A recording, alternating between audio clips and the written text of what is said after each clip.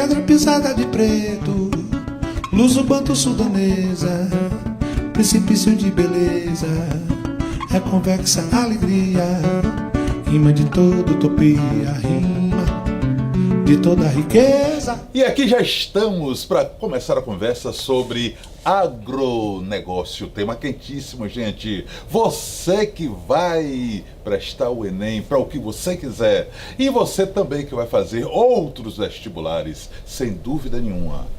É atualidade. Se é atualidades, pode ser também concurso. Eu quero aqui começar mandando um abraço pro pessoal do Piauí, pro pessoal do Maranhão, pro pessoal de Sergipe, para toda a galera daqui da Bahia, do Brasil, do planeta Terra.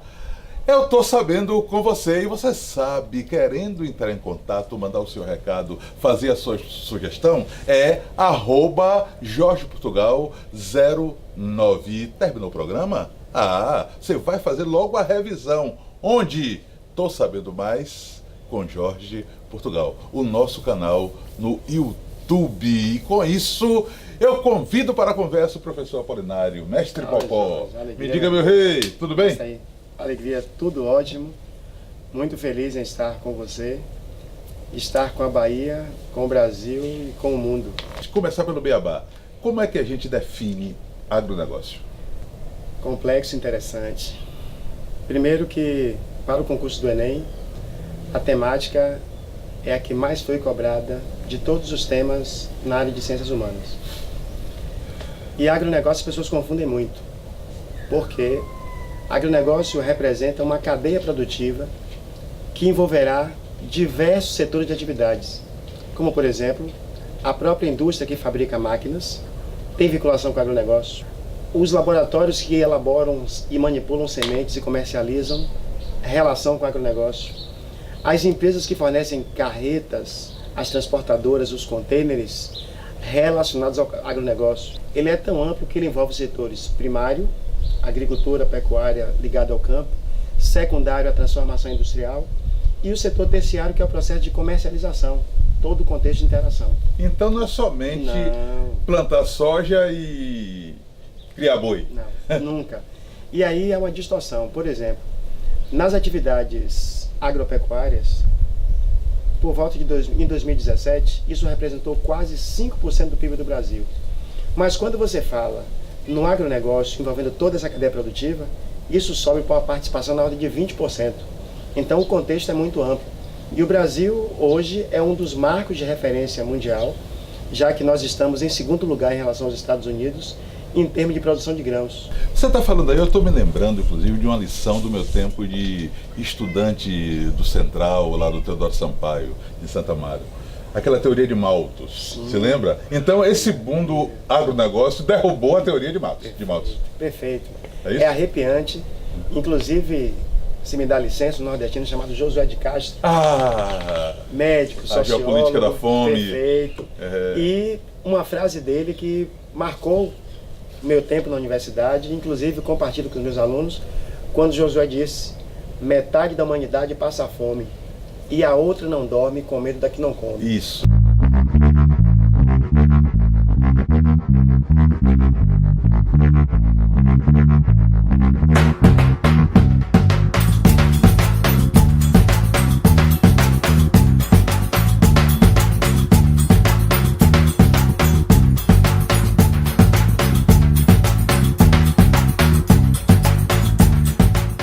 Malthus imaginava que o crescimento populacional seria num ritmo muito maior que nossa capacidade de produzir. Hoje estamos produzindo em regiões desérticas. Isso em função do advento da tecnologia. Você chega, por exemplo, no deserto da Arábia Saudita, chega em Israel, o nosso sertão semiárido, às margens do Rio São Francisco, é algo descomunal, onde nós produzimos uva, que é um cultivo comum em regiões de climas temperados, e nós produzimos com uma eficácia gigantesca numa região quase que desértica. Me conte uma coisa, e esse boom do chamado agronegócio no Brasil, historicamente, começa a ocorrer quando? Eu sei que a gente pode até remontar a cana-de-açúcar, entendeu? Lá da era do descobrimento, bom, ali já começava o agronegócio. Perfeito. Mas eu falo recentemente. Quando é que se dá esse boom? Isso se dá após a década de 50, quando acontece no mundo um advento chamado de Revolução Verde, que representou um conjunto de transformações tecnológicas que fizeram com que houvesse uma mudança de ponta cabeça em relação ao que se produzia no campo. Novas máquinas, equipamentos, pesquisas fizeram com que a produção se acelerasse de maneira assustadora. Vou lhe fornecer um dado. Dos anos 80 para cá, nós tínhamos aproximadamente 27 milhões de hectares de terra plantada. Hoje são 57 milhões, ou seja, pouco mais que o dobro. Só que a nossa produção passa de pouco mais de 29 milhões de toneladas de grãos para mais de 240 milhões em 2017. Ou seja, a nossa produtividade aumentou 8 vezes, enquanto a área plantada aumentou apenas a perspectiva do pouco mais que o dobro. E isso a gente leva em consideração algumas iniciativas, dentre elas, por exemplo, o surgimento na década de 70, em especial em 73, de uma empresa que é a mais renomada do mundo no setor de tecnologias no campo, chamada Embrapa, Empresa Brasileira de Pesquisas Agropecuárias. Hoje, nós estabelecemos mecanismos de cooperação tecnológica com países da América Latina, ajudando a diminuir a pobreza e contribuindo para o advento da chamada segurança alimentar. Países do Caribe, e por que não falarmos da nossa ancestralidade ligada ao nosso continente africano, que houve e há uma cooperação muito expressiva do ponto de vista tecnológico.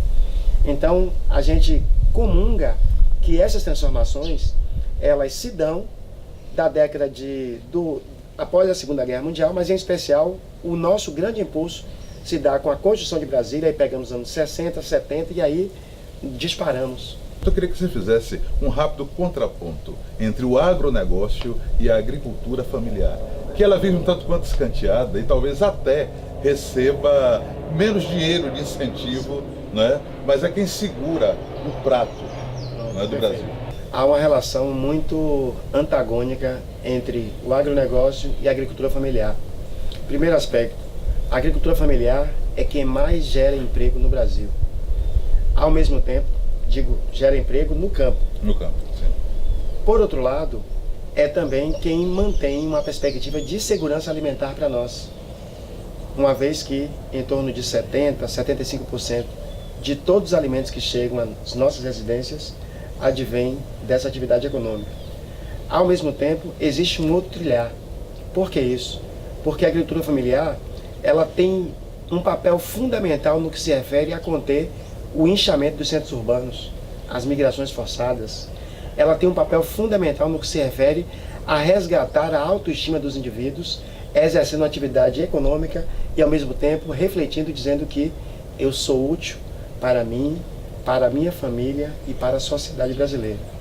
Por outro lado, as atividades do agronegócio, elas não têm essa perspectiva de sentimento, principalmente em virtude do crescimento das tecnologias, que tem um papel muitíssimo importante na vida da gente, mas que nós precisamos mediar a forma em que estamos utilizando, uma vez que o agronegócio é quem mais reduz postos de trabalho, concentra a terra nas mãos de poucos e expulsa de forma muito violenta as pessoas do campo em direção à cidade.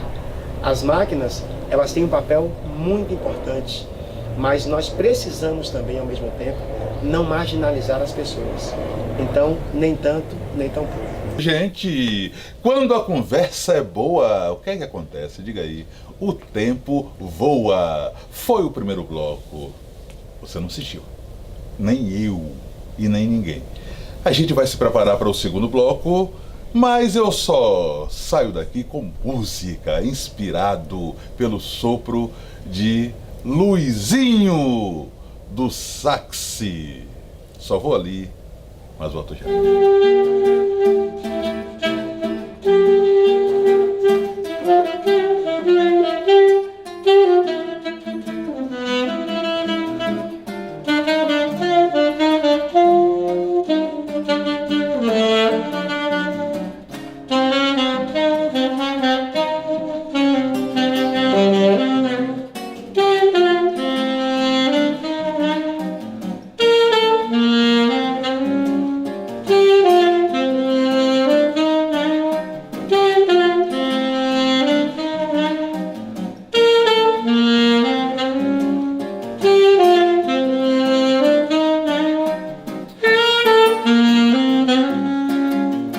volta com o Tô Sabendo hoje, discutindo agronegócio no Brasil. Um papo gostoso, suculento, com o professor Apolinário Popó.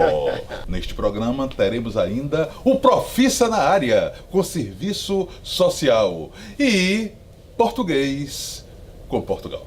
Meu querido, vimos as virtudes, Sim. do agronegócio. E a contraface? Porque tem muita gente que só fala de agronegócio, entendeu? Para poder ressaltar esses problemas, né, que ele traz. Fico preocupado porque escuto dizer que agro é pop, agro é tech, agro é tudo. É importante por demais o agronegócio, mas temos alguns defeitos. Dentre eles é a atividade econômica que mais recebe apoio governamental no que se refere a financiamento da produção. É o que mais produz, mas não é o que mais chega à mesa dos brasileiros. Porque não é o advento do agronegócio que alimenta os brasileiros e brasileiras. Isso aí vem da agricultura familiar. Ah. E aí, precisamos também ressaltar que não geram o maior volume de empregos também. É uma face ruim. O agronegócio é a atividade econômica que mais consome água. Só para você ter uma ideia, de toda a água potável do planeta, 70% é consumida por essa atividade, em média. Mas aí, precisamos levar em consideração que no momento em que as fronteiras agropecuárias se ampliam, você deixa um passivo ambiental assustador. Primeiro porque você ameaça a biodiversidade. Você reduz o volume de plantas e animais, uma vez que na natureza existe uma relação de equilíbrio em torno da chamada diversidade de espécies.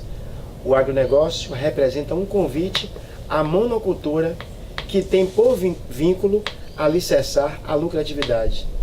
Daí, produz-se aquilo que está em evidência nos mercados internacionais, mas não necessariamente o que realmente as pessoas necessitam. O outro aspecto envolve a própria erosão do solo, em que nós deixamos algo assim de forma assustadora, como por exemplo o chamado assoreamento dos rios.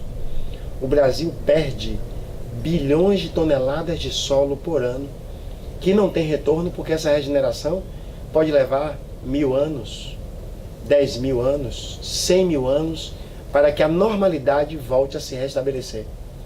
Então, nós temos faces muito complicadas, e isso do ponto de vista ambiental. Doeu? Meu Deus do céu. Puxa, doeu, rapaz, doeu. Doeu firme. Eu creio que já existe aí, começando a se insinuar, uma consciência ecológica muito forte. Porque outro dia eu vi um garoto falando que não ia comer mais carne. Eu perguntei por quê. Ah, porque o senhor não sabe, entendeu, o quanto se gasta de água, se desperdiça de água para se comer um bife. Entendeu? Um bife muitas vezes pode custar, entendeu, um caminhão-tanque de água, então por isso ele deixou de comer carne. Isso é uma boa notícia. Bacana, Jorge. E aí vou lançar um conceito provocativo, principalmente para o Enem, o conceito de água virtual. E o que é isso? Vamos entender a água virtual como sendo a quantidade, toda a água utilizada para se produzir um determinado bem. Quando você fala no bife, 100 gramas de bife no horário do almoço representa no mínimo 2.500 litros de água. Então é algo complicado. Quando o Brasil exporta carne, exporta grãos, exporta algodão, ele não está apenas exportando aquele produto que consta na nota fiscal, que está nos containers. Ele está exportando indiretamente água. Nós vimos coisas absurdas, como por exemplo, por volta de 2014, 2015, o desabastecimento na cidade de São Paulo.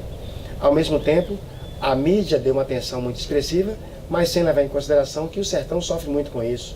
Da mesma maneira, por exemplo, que a nossa região de Juazeiro e Petrolina sofre em demasia com isso. Mas aí tem uma outra ponta, Jorge, se me permite. O Brasil é o maior consumidor mundial de agrotóxicos. E esses agrotóxicos, eles comprometem de maneira substancial a qualidade da nossa água. Ao mesmo tempo que provoca envenenamento, expõe as pessoas a uma série de doenças e, ao mesmo tempo, traz danos ambientais que não têm precedentes. E o pior de tudo, muitas substâncias que são utilizadas nos nossos agrotóxicos são substâncias cancerígenas que trazem doenças assustadoras, como por exemplo, rapaz, potencialização de abortos, problemas renais, distúrbios neurológicos. Só que essas substâncias são proibidas nos Estados Unidos, em países da União Europeia, no Japão, na Austrália, Nova Zelândia, mas no Brasil eles são liberados de maneira desmedida. no Brasil nós temos até uma Miss Veneno. Perfeito, Jorge, perfeito. Se é que você me entendeu. E me entendeu, com certeza. Perfeito. E aí, a grande dor que se dá é que algumas manobras, digo, de caráter político, estão levando agora à proibição da utilização do termo agrotóxico numa perspectiva de que entende-se como algo pejorativo. Sim. E aí, poderíamos falar em defensivos agrícolas, que talvez seja algo mais sutil. Você sabe como é que se chama isso em língua portuguesa? Eufemismo. Eufemismo. Ao invés de você dizer fulano morreu, você diz fulano passou-se desta para uma melhor. Só muda a expressão. Mas justamente porque Sim. há uma intencionalidade em ganhar credibilidade e burlar a reflexão das pessoas no que se refere ao chamado senso crítico e saber o que está diante de mim. É o alimento que me possibilita a vida ou que me tira a vida. É pesado. É pesado, com certeza. Meu querido Oliver, quero te agradecer por este tempo de hoje e já marcando outros encontros vindouros para a gente aprofundar mais essa questão. Jorge, agradeço. Obrigado, Rei. E ao mesmo tempo me solidarizo também, dando um fortíssimo abraço a toda a equipe que cria condições para que nós possamos nos aproximar mais das pessoas. Que beleza, gente! Viu? Viu mesmo, com certeza. Quem sabe, explica e a gente entende. No próximo bloco, o que é que tem, Jorge? Profissa na área. E ainda, português com Portugal. @JorgePortugal 09. Só vou ali, mas volto já, mas só vou com Luizinho do Sax.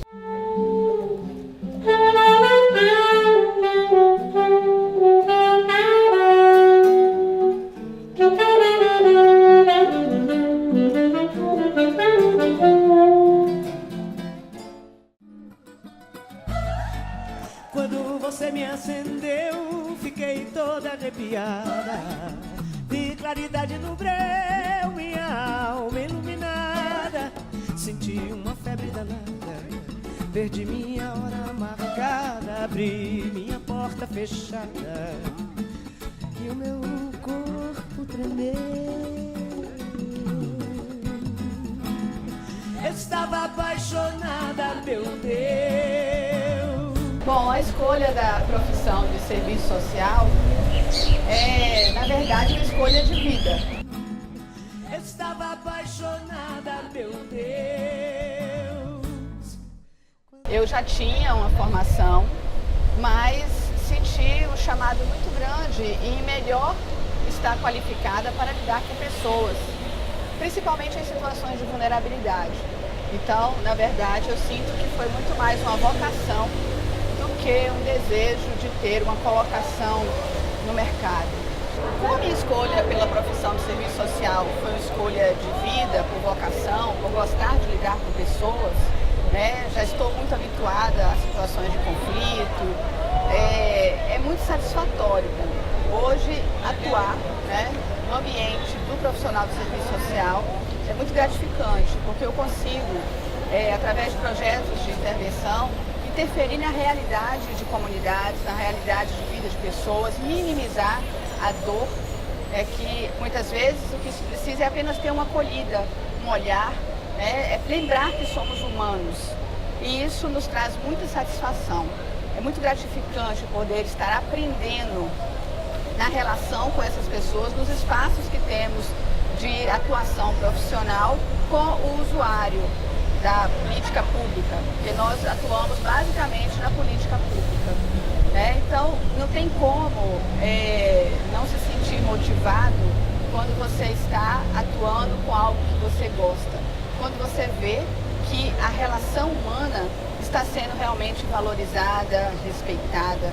E a luta do profissional de serviço social é para que isso aconteça, para que nós não possamos esquecer que somos humanos, que precisamos estar sempre reforçando e nos alimentando através das relações com o outro. Esse é um dos principais pontos da profissão de serviço social. A realização é naturalmente uma consequência para quem escolhe essa profissão como uma postura de vida. Tá sendo amada, sentiu uma febre danada, perdi a hora marcada. Bom, para falar um pouquinho da rotina do profissional de serviço social, é bem diversificado, né? Porque o profissional de serviço social, ele pode atuar nas políticas públicas, tanto na saúde, na educação, quanto na assistência social. Ele pode atuar em empresas. Eu especificamente hoje escolhi, na verdade, atuar em entidades sem fins lucrativos. Então hoje eu estou retornando para Salvador com a missão de contribuir com o reordenamento da APAI Salvador. A APAI Salvador é uma entidade que atua com pessoas com deficiência intelectual, né? E temos hoje o desafio de estar fazendo mudanças institucionais que venham a alinhá-la com a política de assistência social.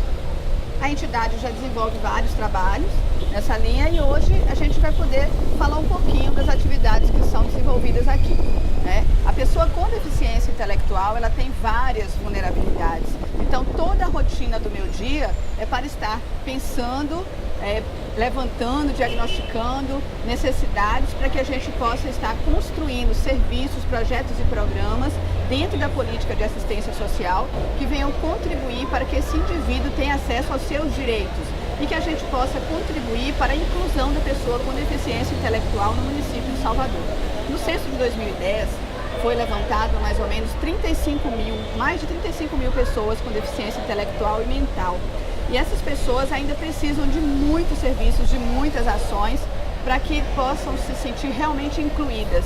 E a nossa rotina aqui diária é desenvolver ações que eles possam estar mais próximos, que a gente possa simular uma inclusão. Incluí-los no mercado de trabalho, incluí-los na sua própria família, porque às vezes a própria família tem dificuldade de incluir a pessoa com deficiência intelectual, incluí-los nos serviços que eles têm direito naturalmente, mas os serviços muitas vezes não estão preparados para incluir a pessoa que tem deficiência intelectual e mais outros transtornos. Então, a nossa rotina, ela é muito, digamos, de muitas alegrias, né, mas também de muita luta, é uma luta diária. Porque nós temos que estar lidando com as necessidades e dificuldades desses indivíduos com deficiência intelectual, com as suas famílias, com toda a singularidade que isso tem. Nós lidamos com empresas que precisam incluir esses indivíduos no trabalho, que muitas vezes não compreendem como é lidar com essa singularidade da pessoa com deficiência, mas eles nos dão muito retorno. É muito gratificante poder estar próximo deles, poder estar trocando, poder usar as nossas atividades como espaços de convivência que possam ajudá-los na inclusão na sociedade. Quanto à remuneração do profissional de serviço social, penso que em nenhuma profissão nós devemos ter como principal motivo para escolher a remuneração. Vejo que a remuneração é consequência. Agora, o profissional o estudante que quer ingressar na profissão de serviço social, ele tem que estar consciente que ele vai estudar sempre. A formação de serviço social, a graduação, ela traz um leque muito grande teórico. Mas para que você possa realmente definir a sua área de atuação, é importante que desde o início da graduação você já vá tentando identificar qual é a área de sua maior identidade. O que a gente percebe é que muitas vezes os profissionais estão buscando, depois da formação, eles procuram especializações, mas não procuram fazer a ponte dessas especializações com a vida prática, com as ações do cotidiano. Então hoje nós temos um número muito grande de profissionais que já têm especialização, já têm mestrado, mas falta essa vinculação à atividade da ponta. Então é importante que você busque desde o seu estágio já estar se vinculando a uma área que você realmente gostaria de estar atuando e vá se especializando, mas sem esquecer a necessidade de estar vinculando essa teoria à vida prática, à prática do cotidiano. Recebeu e hoje o céu de sua estrela, menino, sou eu, menino, sou eu. você me entendeu, eu não entendia nada. Minha vida renasceu e amei. Tá sendo amada, senti uma febre danada. Perdi minha hora amada.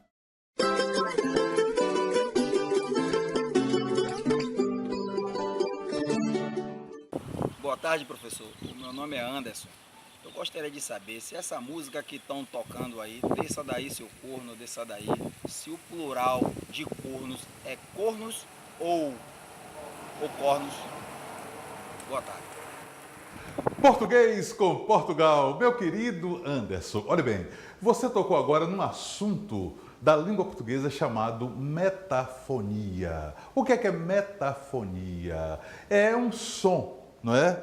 Que se torna um pouco além, não é, do som original. Exemplo, algumas palavras no singular, quando vão para o plural, são pronunciadas com um outro timbre. Se eu pronuncio cachorro, o plural de cachorro é cachorros, não mudou o timbre. Estorvo no singular, estorvos no singular, também não mudou o timbre. Coco no singular, plural, cocos no singular. Mas ovo no singular, faz o plural como? Ovos? Não, faz o plural ovos. Muda o timbre. Legal? Isso aqui é metafonia. Daí então, meu querido, a sua resposta. Corno no singular dá cornos. No plural, a mudança de timbre, sim, da metafonia, Anderson. Numa boa, meu querido, aprendeu? E não esqueça, aqui na Bahia, português é com Portugal.